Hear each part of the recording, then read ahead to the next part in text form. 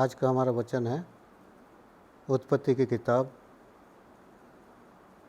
और विषय है तेरा नाम अब याकूब नहीं परंतु इस्राएल होगा। आइए हम प्रार्थना करें। प्रभु परमेश्वर, हमारे दयालु पिता, हम तेरा धन्यवाद करते हैं प्रभु। फिर आज तूने हमें एक और दिन दिया तेरे सामने आकर, तेरी उपस्थिति में बैठकर तेरे वचन सुनने के लिए और तेरी आराधना करने के लिए। प्रभु जी, हम तेरी अगुवाई मांगते हैं। पवित्र आत्मा हमारे साथ रहे प्रभु, हमें इंस्पायर करे, हमें अगुवाई दे कि हम इन वचन को जो आज हम सुनने जा रहे हैं, परमेश्वर, जब हम इसको सुनते हैं तो हम एकाग्रचित हों, किसी भी प्रकार का डिस्टर्बेंस या डिस्ट्रैक्शन इस समय ना हो, हम कोई बात ना सोचें। थोड़ा समय प्रभु तुझे देना चाहते हैं ताकि जो कुछ तूने आज हमारे लिए रखा है उसको हम सुन सकें और समझ सकें और वह हमारे जीवन के लिए एक प्रेरणादायक हो सके। सारी महिमा प्रभु परमेश्वर हम तुझे देते हैं, तेरे यीशु के मीठे और पवित्र नाम में होकर मांगते हैं, आमीन। उत्पत्ति में हम देखते हैं, बाइबल के अंदर पुराने नियम की उत्पत्ति में, कि इब्राहिम से इसहाक उत्पन्न हुआ तथा इसहाक एवं रिबका से एसाव तथा याकूब उत्पन्न हुए। इसहाक एसाव से प्रेम करता था तथा रिबका याकूब से प्रेम करती थी।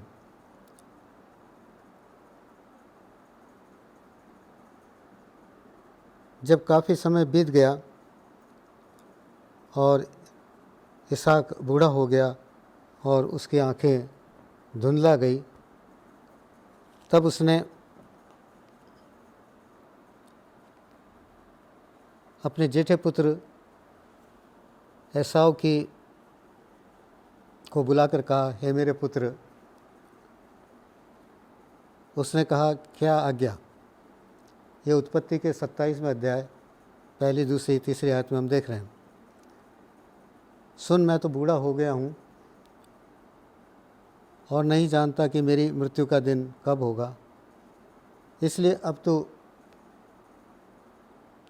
अपना तरकश और धनुष आदि हथियार लेकर मैदान में जा और मेरे लिए अहेर कर ले आ। तब मेरी रुचि के अनुसार स्वादिष्ट भोजन बनाकर मेरे पास ले आना कि मैं उसे खाकर मरने से पहले तुझे जी भर के आशीर्वाद दूं। और तब एसाव अहेर करने को मैदान में गया। जब इसहाक एसाव से ये बातें कर रहा था, तब रिबका सुन रही थी, उनकी माँ। इसलिए उसने अपने पुत्र याकूब से कहा, सुन, मैंने तेरे पिता को तेरे भाई एसाव से यह कहते सुना है कि तू मेरे लिए अहेर के स्वादिष्ट भोजन बना कि मैं उसे खाकर तुझे यहोवा के आगे मरने से पहले आशीर्वाद दूं। इसलिए अब तू, हे मेरे पुत्र, मेरी सुन और यह आज्ञा मान कि बकरियों के पास जाकर बकरियों के 2 अच्छे बच्चे ले आ और मैं तेरे पिता के लिए उनकी रुचि के अनुसार उनके मांस का स्वादिष्ट भोजन बनाऊंगी। तब तू उसको अपने पिता के पास ले जाना कि वह तुझे उसे खाकर मरने से पहले तुझको आशीर्वाद दे। याकूब ने अपनी माता रिबका से कहा, सुन, मेरा भाई एसाव तो रोआर पुरुष है और मैं रोमहीन पुरुष हूँ। कदाचित मेरा पिता मुझे टटोलने लगे तो मैं उसकी दृष्टि में ठग ठहरूंगा और आशीष के बदले शाप ही कमाऊंगा। उसकी माता ने उससे कहा, हे मेरे पुत्र, शाप तुझ पर नहीं मुझी पर पड़े, तो केवल मेरी सुन और जाकर के बच्चे मेरे पास ले आ। तब याकूब जाकर अपनी माता के पास ले आया और माता ने उसके पिता की रुचि के अनुसार स्वादिष्ट भोजन बना दिया। तब रिबका ने अपने पहलौठे पुत्र एसाव के सुंदर वस्त्र जो उसके पास घर में थे लेकर अपने छोटे पुत्र याकूब को पहना दिए और बकरियों के बच्चों की खाल को उसके हाथों में और उसके चिकने गले में लपेट दिया और वह स्वादिष्ट भोजन और अपनी बनाई हुई रोटी भी अपने पुत्र याकूब के हाथ में दी। तब वह अपने पिता के पास गया और कहा, हे मेरे पिता। उसने कहा, क्या बात है? हे मेरे पुत्र, तू कौन है? ये हम उत्पत्ति के 27वां अध्याय पढ़ रहे हैं और उसके बाद में 19वां अध्याय पढ़ रहा हूँ कि हे मेरे पुत्र, तू कौन है? याकूब ने अपने पिता से कहा, मैं तेरा जेठा पुत्र एसाव हूँ। मैंने तेरी आज्ञा के अनुसार किया है, इसलिए उठ और बैठकर मेरे आहेर के मांस में से खा कि तू जी से मुझे आशीर्वाद दे। इसहाक ने अपने पुत्र से कहा, हे मेरे पुत्र, क्या कारण है कि वह तुझे इतनी जल्दी मिल गया? उसने ये उत्तर दिया, तेरे परमेश्वर यहोवा ने उसको मेरे सामने कर दिया। फिर इसहाक ने याकूब से कहा, हे मेरे पुत्र, निकट आ, मैं तुझे टटोल कर जानूं कि तू सचमुच मेरा पुत्र एसाव है कि नहीं। तब याकूब अपने पिता इसहाक के निकट गया और उसने उसको टटोल कर कहा, बोल तो याकूब का सा है, पर हाथ एसाव ही के से जान पड़ते हैं। और उसने उसको नहीं पहचाना, क्योंकि उसके हाथ उसके भाई के से रोंआर थे। अतः उसने उसको आशीर्वाद दिया और उसने पूछा, क्या तू सचमुच मेरा पुत्र एसाव है? उसने कहा, हाँ मैं हूँ। तब उसने कहा, भोजन को मेरे निकट ले आ कि मैं अपने पुत्र के आहार के मांस में से खाकर तुझे जी से आशीर्वाद दूँ। तब वह उसको उसके निकट ले आया और उसने खाया और वह उसके पास दाख मधु भी लाया और उसने पिया। हम 26वें आयत पढ़ रहे हैं अब 27वें अध्याय की उत्पत्ति में। तब उसके पिता इसहाक ने उससे कहा, हे मेरे पुत्र, निकट आकर मुझे छूम। उसने निकट आकर उसको छूमा और उसने उसके वस्त्रों की सुगंध पाकर उसको यह आशीर्वाद दिया, देख, मेरे पुत्र की सुगंध जो ऐसे खेत की सी है जिस पर यहोवा ने आशीष दी है। परमेश्वर तुझे आकाश से ओश और भूमि की उपज, उत्तम से उत्तम उपज और बहुत सा अनाज बहुत सा अनाज और नया दाख मधु दे। राज्य राज्य के लोग तेरे अधीन हों और देश देश के लोग तुझे दंडवत करें। तू अपने भाइयों का स्वामी हो और तेरी माता के पुत्र तुझे दंडवत करें। जो तुझे शाप दे वे शापित हों और जो तुझे आशीर्वाद दें वे आशीष पाएँ। इसके बाद हम देखते हैं कि जैसे ही यह आशीर्वाद इसहाक याकूब को दे चुका और याकूब अपने पिता इसहाक के सामने से निकला ही था कि एसाव आहेर लेकर आ पहुंचा। तब वह भी स्वादिष्ट भोजन बनाकर अपने पिता के पास ले आया और उससे कहा, हे मेरे पिता, उठकर अपने पुत्र के आहेर का मांस खा ताकि मुझे जी से आशीर्वाद दे। उसके पिता इसहाक ने पूछा, तू कौन है? उसने कहा, मैं तेरा जेठा पुत्र एसाव हूँ। तब इसहाक ने अत्यंत थर थर काँपते हुए कहा, फिर वह कौन था जो अहेर करके मेरे पास ले आया था और मैंने तेरे आने से पहले सब में से कुछ कुछ खा लिया और उसको आशीर्वाद दिया। अब उसको आशीष लगी भी रहेगी। अपने पिता की ये बात सुनते ही एसाव ने अत्यंत ऊंचे और दुख भरे स्वर से चिल्लाकर अपने पिता से कहा, हे मेरे पिता, मुझको भी आशीर्वाद दे। उसने कहा, तेरा भाई धूर्तता से आया और तेरे आशीर्वाद को लेके चला गया। उसने कहा, क्या उसका नाम याकूब यथार्थ नहीं रखा गया? उसने मुझे 2 बार अड़ंगा मारा, मेरा पहले तक अधिकार तो उसने ले ही लिया था, और अब देख उसने मेरा आशीर्वाद भी ले लिया है। फिर उसने कहा, क्या तूने मेरे लिए भी कोई आशीर्वाद नहीं सोच रखा है? इसहाक ने एसाव को उत्तर देकर कहा, सुन, मैंने उसको तेरा स्वामी ठहराया और उसके सब भाइयों को उसके अधीन कर दिया, और अनाज और नया दाख मधु देकर उसको पुष्ट भी किया है। इसलिए अब है मेरे पुत्र, मैं तेरे लिए क्या करूं? एसाव ने अपने पिता से कहा, हे मेरे पिता, क्या तेरे मन में एक ही आशीर्वाद है? हे मेरे पिता, मुझको भी आशीर्वाद दे। यूँ कहकर एसाव फूट फूट करके रोया। तब उसके पिता इसहाक ने उससे कहा, सुन, तेरा निवास उपजाऊ भूमि से दूर हो और ऊपर से आकाश की ओस उस पर ना पड़े। तू अपनी तलवार के बल से जीवित रहे और अपने भाई के अधीन तो हो, पर जब तू स्वाधीन हो जाएगा तब उसके जुए को अपने कंधे पर से तोड़ फेंके। एसाव ने तो याकूब से अपने पिता के दिए हुए आशीर्वाद के कारण बैर रखा, और उसने सोचा, मेरे पिता के अंतकाल का दिन निकट है, फिर मैं अपने भाई याकूब को घात करूँगा।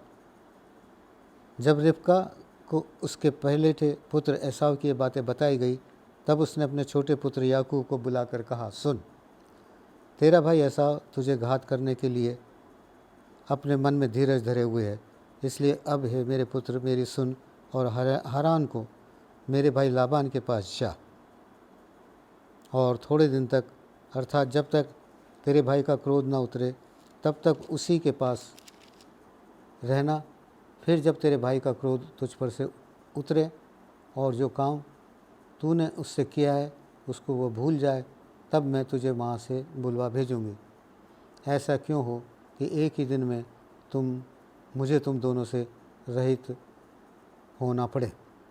इसके बाद हम देखेंगे कि याकूब लाबान को चला जाता है और वहाँ पर उसके मामा लाबान के यहाँ पर रहने लगता है। लाबान के 2 पुत्रियाँ थी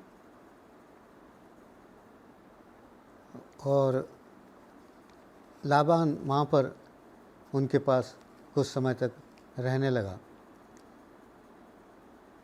लाबान के जो पुत्रियाँ थी उसकी छोटी इसहाक का पुत्र याकूब जब वहाँ जाता है लाबान के पास में, तो लाबान के घर में जो उसका मामा है वहाँ पर उसके 2 पुत्रियाँ हैं, जिनका नाम एक का राहेल और दूसरी का लिया है। राहेल छोटी थी और लिया बड़ी थी, लेकिन लिया धुंधली थी और देखने में अच्छी नहीं थी, लेकिन जो छोटी पुत्री राहेल थी वो देखने में खूबसूरत थी। तो जब वहाँ पर याकूब पहुँचा तो उसने लाबान से कहा कि मैं राहेल से विवाह करना चाहता हूँ। लाबान ने कहा, ठीक है, तुम्हें राहेल से विवाह अगर करना है तो तुम्हें 7 साल तक सेवा करनी पड़ेगी। तो याकूब उस बात को मान जाता है और 7 साल तक वो सेवा करता है। 7 साल बीतने पर वो मामा लाबान के पास आकर कहता है कि मेरा टाइम पूरा हो चुका है, अब मुझे अपने पुत्र से विवाह करने के लिए तैयारी कर ले। लाबान ने कहा, ठीक है, और वो उस दिन उत्सव करता है और शाम को भोजन होता है और वहीं दाख मधु पिया जाता है, और रात को वो उसकी पुत्री उसको विवाह में दे दी जाती है। याकूब जब सुबह उठता है तो वो क्या देखता है कि जो उसने अपने मामा याकूब से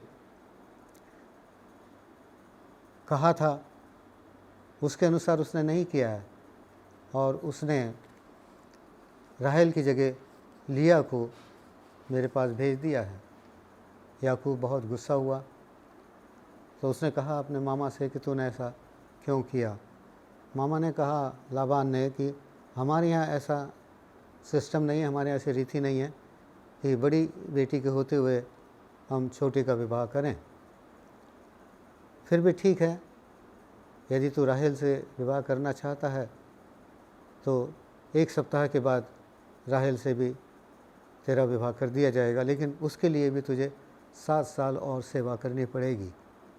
याकूब ने उस बात को भी मान लिया और राहेल भी उसकी पत्नी हो गई।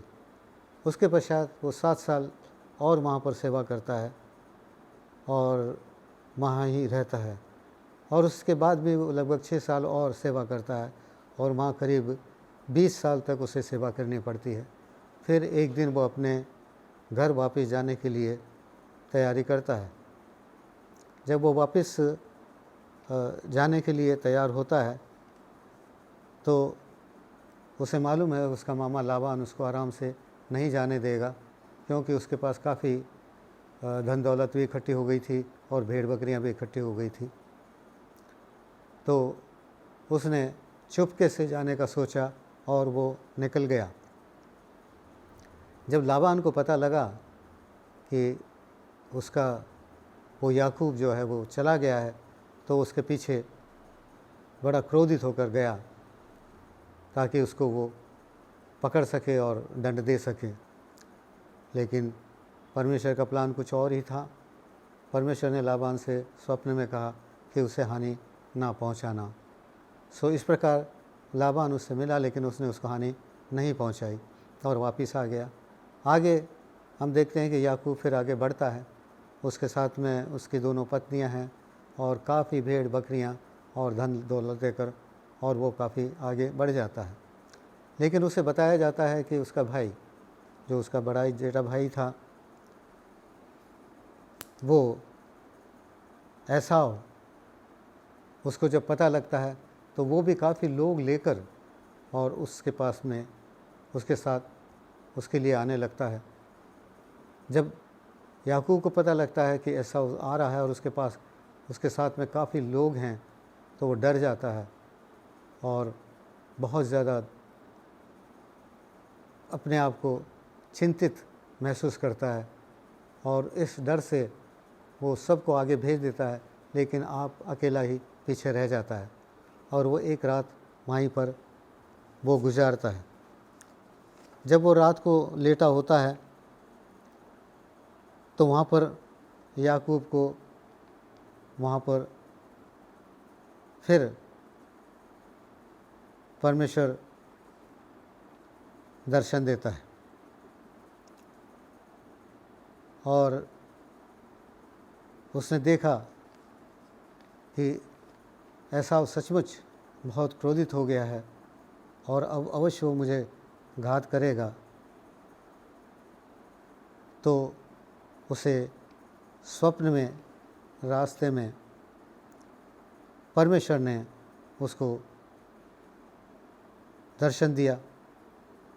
जब उसे दर्शन दिया तो परमेश्वर के साथ उसने शर्त के साथ वाचा बांधी कि परमेश्वर यदि तू रक्षा करे, मुझे रोटी कपड़ा भी दे और पिता के घर कुशल से पहुंच जाऊं, तो यहोवा मेरा परमेश्वर ठहरेगा तथा सब वस्तुओं का दशमांश दिया करूंगा। ये जो स्वप्न हम बात कर रहे हैं, ये उस समय का है जब वो याकूब अपने मामा से मिलने के लिए जाता है। लेकिन यहाँ दूसरी दफ़ा जब हम देखते हैं, जब वो घबरा कर अकेला रह जाता है, तो उसको फिर परमेश्वर स्वप्न में दिखाई देता है और वहाँ पर उस समय वो सचमुच एक स्वप्न नहीं कह सकते या दर्शन है वहाँ पर देखते हैं कि उसका याकूब का और परमेश्वर का एक मल्ल युद्ध होता है और वहाँ पर याकूब मल्ल युद्ध करता है परमेश्वर के साथ और उसे जाने नहीं देता तथा आशीर्वाद मांगता है। परमेश्वर उससे कहता है, तेरा नाम अब याकूब नहीं परंतु इस्राएल होगा, क्योंकि तू परमेश्वर से और मनुष्यों से भी युद्ध करके प्रबल हुआ है। तब परमेश्वर ने उसको आशीर्वाद दिया। इस प्रकार से हम देखते हैं कि ये 2 दफ़ा परमेश्वर उसको मिलता है। एक दफ़ा, पहली दफ़ा जबकि वो अपने मामा लाबान के यहाँ जाने के लिए तैयार होता है और दूसरी दफ़ा यहाँ जब वो वापस अपने घर एसाव से मिलने के लिए आ रहा होता है।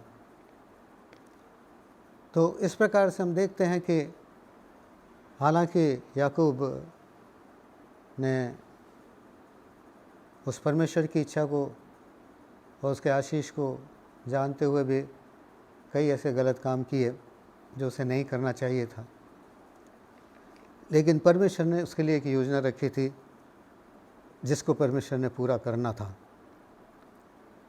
और उसने उस योजना को पूरा किया। और आगे हम देखते हैं कि परमेश्वर ने उसे कहा कि अब तू याकूब नहीं इस्राएल होगा, और हमें पता है कि बाद में किस प्रकार से लास्ट अंत में जाकर परमेश्वर की कौम इस्राएल ही कहलाई। तो अब हम देखते हैं कि हमें इससे क्या लेसन मिलता है। सबसे पहली बात तो यह है कि याकूब के जीवन से हमें जो सबक मिलता है और शिक्षा मिलती है वो ये है कि माता पिता का उदाहरण बच्चों के जीवन पर बहुत अधिक प्रभाव डालता है। बच्चे अक्सर माँ बाप की गलतियों को दोहराते हैं, एक्सेप्शन को छोड़कर। इसहाक एसाव को प्रेम करता है और रिबका याकूब को प्रेम करती है, और इसी कारण उन दोनों भाइयों में एक भयंकर दुश्मनी उत्पन्न हो जाती है। याकूब स्वयं भी जब अपने मामा के पास जाता है वो राहेल को अधिक प्रेम करता है लिया से, और दोनों में एक मनमुटाव उत्पन्न वहाँ हो जाता है, एक कंपटीशन हो जाता है और उनके आपस में वो अपनी सगी बहनें होने के बावजूद भी प्रेम से नहीं रह पाती हैं। आगे हम देखते हैं कि याकूब जब अपने परिवार के अंदर आता है, परिवार होता है, उसका बच्चे उत्पन्न और संतान होती है, तो यूसुफ को सबसे अधिक प्रेम करता है। और हम देखते हैं कि इसका परिणाम कितना बुरा होता है, क्योंकि उसके अन्य भाई उससे क्रोधित हो जाते हैं, उससे ईर्ष्या करते हैं, उससे द्वेष करते हैं, और नतीजा इतना भयानक होता है कि वो उसको घात करना चाहते हैं, लेकिन वो बचा लिया जाता है और अन्यथा वो भी घात कर दिया जाता था। इस प्रकार यदि माता पिता का जीवन या उदाहरण स्वरूप है तो बच्चों का जीवन भी अच्छा बनता है।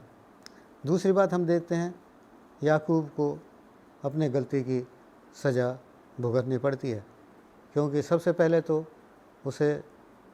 उसने अपने बड़े भाई याकूब को चालाकी से अपने बड़े भाई एसाव का पहलौठे का अधिकार बड़ी चालाकी से छीन लिया, क्योंकि जब वो बड़ा भाई एसाव आता है शिकार करके थका हुआ होता है, बहुत भूख लगी होती है, अत्यंत ज़्यादा भूख लगी होती है, तो उससे कहता है तू जो पका रहा है मुझे उसमें से कुछ दे दे। लेकिन याकूब उससे कहता है कि हाँ मैं दे अवश्य दूंगा, लेकिन तुझे मुझे अपने पहलौठे का अधिकार देना होगा। उसने कहा ठीक है, मैं तो मरने पर हूँ, मैं इसका क्या करूँगा। वो उससे भोजन लेकर वो जो दाल और जो कुछ होता है रोटी वो खाता है और वो उसको पहलौठे का अधिकार दे देता है। यहाँ पर भी हम याकूब की एक चालाकी को देखते हैं। उसके बाद दूसरी बात हम देखते हैं उसका छल कपट। जब उसको पता लगता है उसके कि एसाव को आशीर्वाद दिया जाना है, तो अपनी माँ उसको जैसे बताती है उसके अनुसार वो छल कपट से अपने पिता को धोखे के साथ वो आहेर देकर, खाना देकर, मनपसंद भोजन देकर और वो आशीर्वाद प्राप्त कर लेता है। ये एक परिवार के अंदर हम देखते हैं कि एक परेशानी इसी कारण आती है कि माता पिता जब एक से प्रेम और दूसरे संतान से उतना प्रेम नहीं करते हैं तो वो परेशानियाँ खड़ी हो जाती हैं। याकूब ने भी जो किया, उसके बाद आपस में जो नफ़रत पैदा हुई, उसके बाद याकूब को बहुत दंड भुगतना पड़ा। उसे 20 साल तक अपने मामा के सेवा करनी पड़ी, एक दास के रूप में, एक नौकर के रूप में, जबकि वो अपने घर पे बहुत अच्छी तरह से रह सकता था। और याकूब को ये गलतियाँ भुगतनी पड़ी, गलतियों की सज़ा भुगतनी पड़ी। जब कोई भी गलती करता है, परमेश्वर की दृष्टि उस पर होती है और वो उसको दंड अवश्य देता है, और यहाँ पर उसको दंड पूरा मिला। तीसरी बात और अंतिम बात हम देखेंगे। तीसरी बात और अंतिम से पहली बात कि परमेश्वर का एक प्लान होता है हर एक के लिए। हमारे जीवन में हर एक के लिए परमेश्वर कुछ ना कुछ योजना रखता है। हमने देखा कि याकूब के लिए यहोवा ने कहा था कि बड़ा बेटा छोटे के अधीन होगा, जबकि वो गर्भ में ही थे। और अपने मामा लाबान के पास जाने से पहले परमेश्वर यहोवा ने कहा था, मैं यहोवा तेरे दादा अब्राहम का परमेश्वर और इसहाक का भी परमेश्वर हूँ। जिस भूमि पर तू लेटा है उसे मैं तुझको और तेरे वंश को दूंगा। और सुन, मैं तेरे संग रहूँगा और जहाँ कहीं भी जाए वहाँ तेरी रक्षा करूँगा और तुझे इस देश में लौटा ले आऊँगा। मैं अपने कहे हुए को पूरा ना कर लूँ तब तक तुझको ना छोड़ूँगा। इस प्रकार परमेश्वर ने हम सब के लिए एक योजना रखी है। अब्राहम और तथा इसहाक के लिए भी परमेश्वर की योजना थी। हमें अपनी योजना के लिए परमेश्वर से पूछना चाहिए तथा उसी के अनुसार हमें आत्मिक जीवन भी बढ़ाना चाहिए। हम संसार में एक घटनावश नहीं आ गए हैं। परमेश्वर का उद्देश्य प्रत्येक जीवन से होता है। अंतिम बात जो हम देखते हैं, जो शिक्षा हम देखते हैं कि परमेश्वर हमें नम्र बनाता है। परमेश्वर की योजना पूरी होने के लिए परमेश्वर हमें पहले नम्र बनाता है। याकूब सफलता प्राप्त करने के लिए अपनी युक्तियां लगाता है, चालाकी करता है, झूठ बोलकर धोखा देता है, परंतु अंततः खुद ही उसका परिणाम उसको भुगतना पड़ता है तथा उस परिणाम स्वरूप जो उसने भुगता था, परमेश्वर की योजना उससे ख़त्म नहीं होती या समाप्त नहीं होती, लेकिन वो केवल इसीलिए थी कि परमेश्वर उसे नम्र बनाना चाहता था।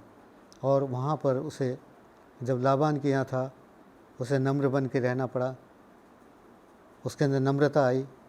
और बड़े भाई एसाव के सामने भी जब वो गया, उससे पहले उसे नम्र बनना पड़ा। सो हम इन सारी बातों को देखते हैं कि परमेश्वर की योजना हमारे सबके जीवन से है। उस परमेश्वर को हम कभी ना भूलें, क्योंकि परमेश्वर की दृष्टि हमारे ऊपर लगी रहती है। हम ध्यान से परमेश्वर की इच्छा को मालूम करने की कोशिश करें कि परमेश्वर हमारे जीवन से क्या चाहता है। हमारे लिए वो बहुत भला है। याकूब के साथ चाहे वो कैसा भी था, लेकिन उसकी योजना जो उसने परमेश्वर ने रखी थी उसको उसने पूरा किया। हमारे ऊपर भी परमेश्वर की योजना जब होती है, हमें भी कई कष्टों से निकलना पड़ सकता है, हमें भी कई दुखों से निकलना पड़ता है, लेकिन वो हमें नम्र बनाने के लिए होता है, हमें दीन बनाने के लिए होता है, परमेश्वर की योजना को सफल बनाने के लिए होता है। सो परमेश्वर की योजना का हमें हिस्सा बनने के लिए हमें पूरा प्रयत्न करना चाहिए। दुख तकलीफ़ बीमारियाँ परेशानियाँ ज़रूर आती हैं, लेकिन उससे हमें परेशान नहीं होना है। प्रभु परमेश्वर हमारी हमेशा सहायता करता है। हम अपने जीवन को प्रभु को अर्पित करें। प्रभु यीशु हमारा उद्धार करता है, वो हमारे जीवन का रखवाला है और वो हमें तकलीफ़ में भी डालता है तो हमारी भलाई के लिए, हमें नम्र बनाने के लिए। लेकिन हम उसको कभी ना भूलें, अपना जीवन उसको दें, उसके वचन के अंदर लगातार बने रहें, उसके साथ प्रार्थना में बने रहें और उसको हम कभी ना छोड़ें, क्योंकि उसका वादा है कि वो हमें कभी ना छोड़ेगा और कभी ना त्यागेगा। वो उसका वादा अटल है और वो उसी वादे के अनुसार हमारे जीवन में हमेशा हमारे साथ बना रहता है। प्रभु इन वचनों के द्वारा आप सबको आशीष दे। आइए हम प्रार्थना करें। हे प्रभु परमेश्वर, हम तेरा धन्यवाद करते हैं प्रभु कि तेरी योजना निराली है। हर एक के जीवन के साथ तू योजना रखता है प्रभु। तेरी राहें फ़र्क हैं, जुदा हैं और हमारी राहें फ़र्क हैं, अलग हैं परमेश्वर। ओ प्रभु, तू याकूब के साथ रहा, तूने उसे 2 दफ़ा दर्शन दिए परमेश्वर। एक दफ़ा जब वो अपने मामा के पास जा रहा था और दोबारा जब परमेश्वर वो वापस अपने भाई से मिलने जा रहा था, तूने उसको कभी नहीं छोड़ा परमेश्वर। तूने लगातार उसके साथ रहा, उसको साथ दिया, उसकी सहायता की, उसको ढाढ़स दिया और उसको तसल्ली और सामर्थ्य दी परमेश्वर कि तू उसके साथ है और तू उसे वापस अपने घर पहुंचा दिया तूने उसे। हे प्रभु, हम अपने जीवन को तेरे हाथ में सौंपते हैं पिता। प्रभु परमेश्वर, तू हमें नम्र बना और दीन बना, हमें अपने योग्य बना परमेश्वर, ताकि तेरा जो हमारे जीवन से तूने उद्देश्य रखा है वो तेरा उद्देश्य हमारे जीवन से पूरा हो सके। हमने जो गलतियाँ खताएँ की हैं प्रभु जी, उसके लिए हम क्षमा मांगते हैं परमेश्वर और हम अपने जीवन को तेरे हाथ में सौंपते हैं प्रभु। ओ परमेश्वर, हम जानते हैं कि हम कमज़ोर हैं और गलतियाँ करते हैं, लेकिन प्रभु तूने हमें कई बातें सिखाई है कि परमेश्वर हमें नम्र और दीन होकर रहना है। माता पिता के बारे में तूने बताया परमेश्वर कि माता पिता अपने बच्चों के लिए उदाहरण बने प्रभु। माता पिता का जीवन जैसा होगा प्रभु, वैसा ही बच्चों के ऊपर उसका असर पड़ता है। इसलिए हमें बहुत ध्यान रखना है, जो हम लोग माता पिता हैं, कि हम अपने जीवन के अंदर प्रभु तेरी इच्छा को, तेरी आज्ञा को रखें। और यदि हमारे कुछ जीवन में गलतियाँ हैं या हम कोई गलत काम कर रहे हैं, उसको हम छोड़ें। कोई तेरी इच्छा के विरुद्ध काम कर रहे हैं, उसको छोड़ें और हम अपने बच्चों के लिए उदाहरण बनने के लिए अपने आप को दीन करें और उन सारी बातों को छोड़ें जो तेरी इच्छा में नहीं है प्रभु। और खुदावंद परमेश्वर, और दूसरी बात यही है कि हम अपने आपस के अंदर प्रेम बनाए रखें, क्योंकि परमेश्वर प्रेम ही हमें तेरे नज़दीक पहुंचाता है परमेश्वर। क्यों, वो तेरा प्लान उस प्रेम के द्वारा ही पूरा होता है। और यदि हम कुछ गलतियां करते हैं और हमें सज़ा मिलती है तो हम उसके लिए तैयार रहें, क्योंकि हमें उसके लिए उस जो न्यायी परमेश्वर है उसका ध्यान रखना है। लेकिन जब हम क्षमा प्रार्थी हो जाते हैं तो वो हमें क्षमा करता है और हमारी गलतियों को भी भूल जाता है और हमें अपनी योजना में फिर से ले लेता है। इसलिए प्रभु, ये हमारा जीवन तेरे हाथ में सौंपते हैं। सारी महिमा परमेश्वर तुझे और तेरे नाम को देते हैं और हमारे उद्धारकर्ता प्रभु यीशु मसीह के नाम से मांगते हैं। आमीन।